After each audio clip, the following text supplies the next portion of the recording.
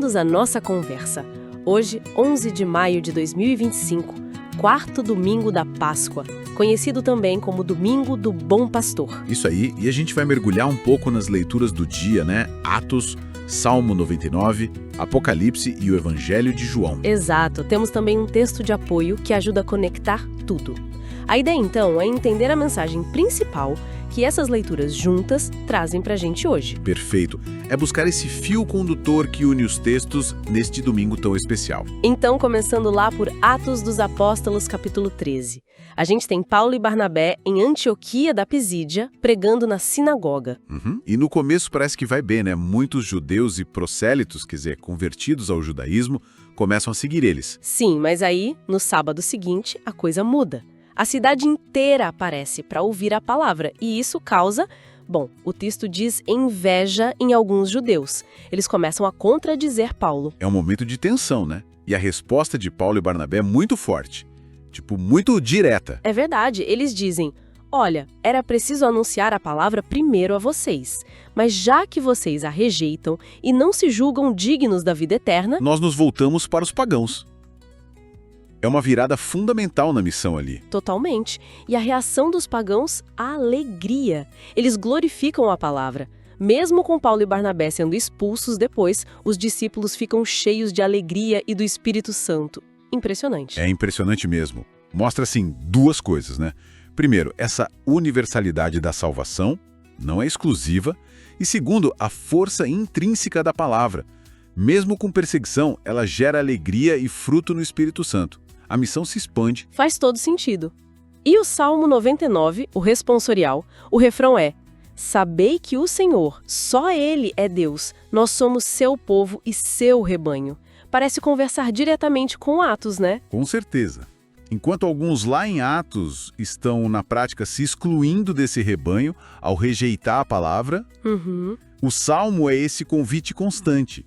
Reconheçam, saibam a quem vocês pertencem.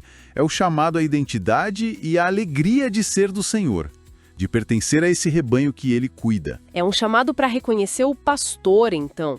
E essa imagem do rebanho universal ganha uma dimensão assim enorme na segunda leitura do Apocalipse, capítulo 7. Ah, sim. A visão de João é poderosa. Muito. Ele vê uma multidão imensa que ninguém podia contar. De todas as nações, tribos, povos e línguas, de pé diante do Cordeiro com vestes brancas. E importante, vindos da grande tribulação. As vestes estão brancas porque foram lavadas no sangue do Cordeiro. Isso reforça totalmente a ideia de Atos, né? A salvação é para todo mundo que persevera na fé mesmo nas dificuldades. E o Cordeiro, que é Jesus, age como pastor ali também, né? Exatamente.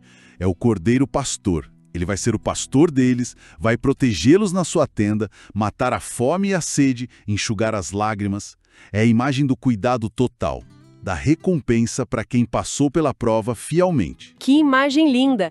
E aí, para fechar o ciclo, vem o Evangelho de João, capítulo 10, Jesus falando diretamente. É a voz do pastor em pessoa. Ele diz: as minhas ovelhas escutam a minha voz, eu as conheço e elas me seguem.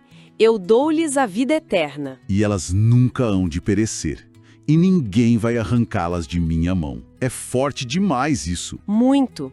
E ainda completa: meu Pai que mas deu é maior que todos, e ninguém pode arrancá-las da mão de meu Pai. Eu e o Pai somos um. Pronto. Aí tudo se amarra, né? Jesus é o bom pastor anunciado. Quem são as ovelhas? As que escutam a voz. Como os pagãos lá em Atos que acolheram a palavra com alegria. Verdade. E a promessa é essa: vida eterna e segurança absoluta. Ninguém arranca. A unidade dele com o Pai é a garantia final. É o pastor do Salmo, o Cordeiro pastor do Apocalipse, tudo nele. Então a mensagem central que costura tudo isso parece ser: Jesus é o bom pastor. Ele chama a todos sem distinção. O ponto-chave é ouvir a voz dele e seguir. E quem faz isso encontra vida plena, segurança, mesmo que o caminho tenha tribulações. Perfeitamente colocado. E isso implica também uma dimensão missionária forte, né? Como Paulo e Barnabé, a gente é chamado a levar essa voz a todos, com coragem, com alegria, sabendo que o pastor cuida do rebanho. Acolher a todos no rebanho de Cristo. Pensando nisso tudo, Fica uma questão para a gente refletir, né? No meio de tanto barulho, tantas vozes no mundo hoje.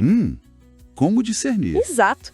Como a gente faz para realmente ouvir e atender a voz específica do bom pastor no nosso dia a dia? Ele diz que conhece as ovelhas e elas o conhecem. Como cultivar essa escuta? Sem dúvida, o grande desafio da fé no cotidiano. Mas talvez a resposta esteja na própria promessa que a gente acabou de ler.